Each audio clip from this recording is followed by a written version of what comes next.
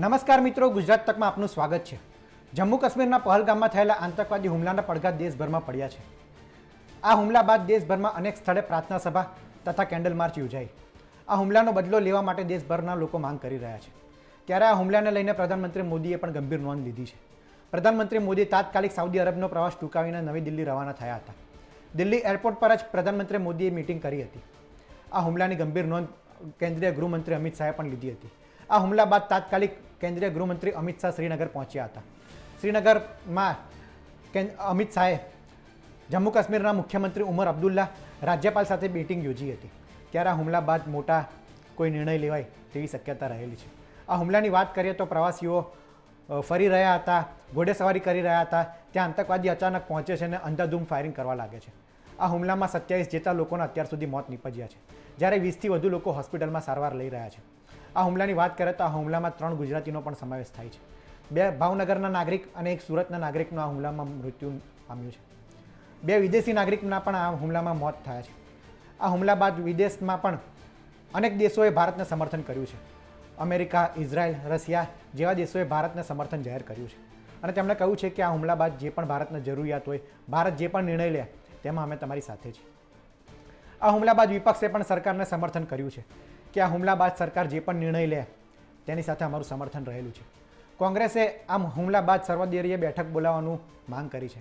કોંગ્રેસે કહ્યું છે કે સર્વદળીય બેઠક બોલાવવામાં આવે અને આ હુમલાની ચર્ચા કરવામાં આવે। ત્યારે ગુજરાતના પ્રદેશ પ્રમુખ ઈસુદાન ગઢવીએ પણ આ મુદ્દે સરકારને સમર્થન જાહેર કર્યું છે। ઈસુદાન ગઢવીએ કહ્યું છે કે આ હુમલા બાદ સરકાર જે પણ નિર્ણય લે તેમાં આમ આદમી પાર્ટીનું સમર્થન રહેલું છે। આ ઉપરાંત તેમણે મૃતકોને સંવેદના તથા શ્રદ્ધાંજલિ પણ પાઠવી છે। તેમણે આમ આદમી પાર્ટીના કાર્યકરોને પણ અપીલ કરી છે કે કાર્યકરો જે મૃતક છે તેમના ઘરે જાય અને તેમના દુઃખમાં સહભાગી બને। ઈસુદાન ગઢવીએ કહ્યું છે કે કેન્દ્ર સરકાર જે પણ નિર્ણય લે તેમાં અમારું સમર્થન રહેલું છે। જમ્મુ કાશ્મીરના પહલગામમાં જે રીતે આતંકવાદીઓએ કાયરતાનું કામ કરી અને ટુરિસ્ટ સહિત નાગરિકોને 26 નિર્દોષ લોકોને જે 26થી વધુને મોતને ઘાટ ઉતાર્યા છે, એ ખૂબ જ દુઃખદ ઘટના છે। ઈશ્વર તમામ મૃતકોને એમના ચરણોમાં સ્થાન આપે એવી પ્રાર્થના કરીએ છીએ। સાથે સાથે આ કાયરતાનું કામ છે, આતંકવાદીઓએ જે કાયરતાપૂર્ણ કામ કર્યું છે એમને ક્યારેય માફ કરી શકાય એમ નથી। સરકાર જે પણ કદમ ઉઠાવે, કેન્દ્ર સરકાર એમની સાથે અમારી લાગણી છે, સમર્થન છે। ગુજરાતના પણ 3 જેટલા ટુરિસ્ટોનું મોત નીપજ્યું છે, સુરત અને ભાવનગરના, એમને પણ ભગવાન એમના ચરણોમાં સ્થાન આપે, એમના પરિવારને દુઃખ સહન કરવાની શક્તિ આપે અને અમારી આમ આદમી પાર્ટીની સુરતની ટીમ અને ભાવનગરની ટીમ પણ એમના ઘરે સંવેદના વ્યક્ત કરવા જઈ રહી છે।